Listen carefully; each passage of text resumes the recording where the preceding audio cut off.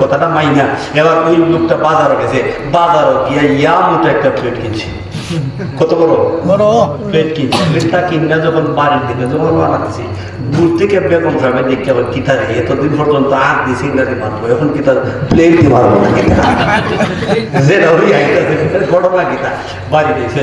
বাড়িতে আমার হঠাৎ কোনোটা দিলে হয় বউ বাদ দাও। দেখবেন মহিলা স্বামী স্ত্রী যদি ঝগড়া লাগে এখন যদি বাতের কথা কথা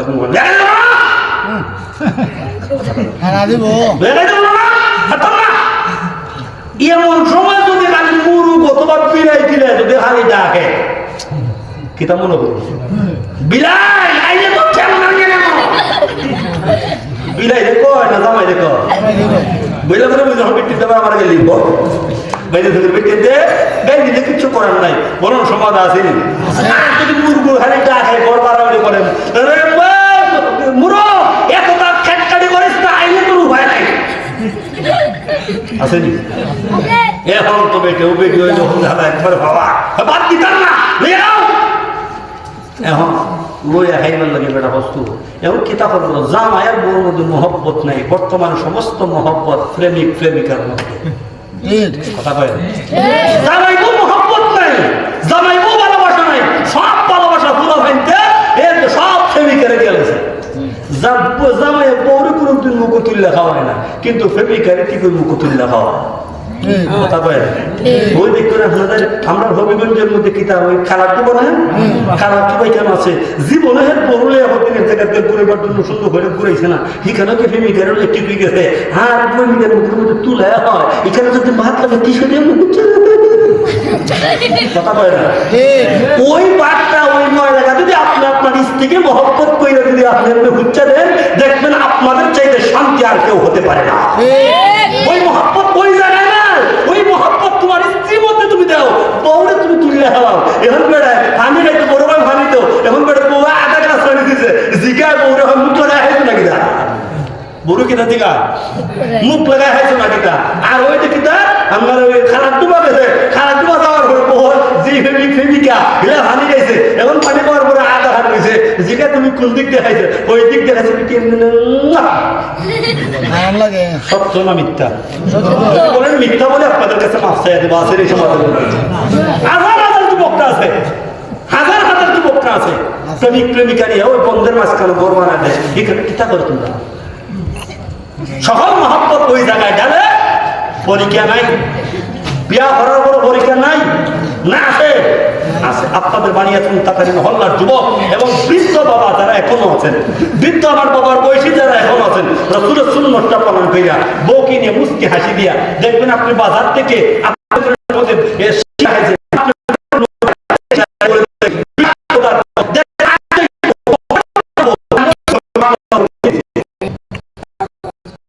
এবং স্বামী একত্রে আপনি মনে করেন দেখবেন আপনি টুকরা মনে করেন বুঝতে হইতেছে একটা গোস্তের টুকরা করে দিবেন, দেখবেন ও মহব্বত আমাদের কিতাব ওই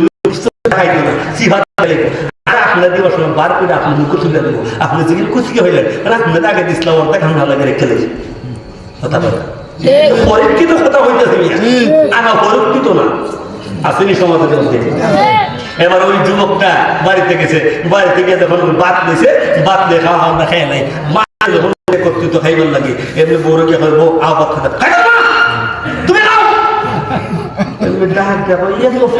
লাগতো না সকালে জমাই দিছ খাইছে না খাইছে না খাইছে না রাত্রি গেছে পরের দিন সকালে আবার বেডো হাল চাচ্ছে না দেখি না মোহাম্মদের কথা বলেন যা বেডো হাল চাচ্ছে না, পরের দিন সকালবেলা কিতাব করছে আবার খানিক হয়েছে বউ হয়েছে না, পরের দিন সকাল বিকাল মাদান মাদান বিকালে গেছে, এর পরের দিন সকাল হয়েছে ওর ফুলা ফুটে ডাকতে হয় আম্মা গো দেখছো না আব্বা তোমার কত ভালোবাসো, সরম লাগছে নি লাগছে এখন বউ শোনাচ্ছে, এখন জামাই বউ খানিক হয়েছে খানিক বউরে জামাইলে জামাইতে বউরে প্রথম তো হেড করছে না, ফরের তুলছে মোটামুটি ফরের তো মোটামুটি, এর পরের দিন দেখা যায় মোটামুটি ইজি হয়েছে, এরপরে দেখা যায় মহান আল্লাহ স্বামী স্ত্রীর মধ্যে এমন শান্তি দিয়েছেন বেড়ার ইচ্ছা ছিল তালাক দিত এবং তালাক বাদ দিয়ে দেখা যায় একটা স্বামী আর স্ত্রীর মধ্যে মহাব্বত আল্লাহ পয়দা করে দিয়েছে।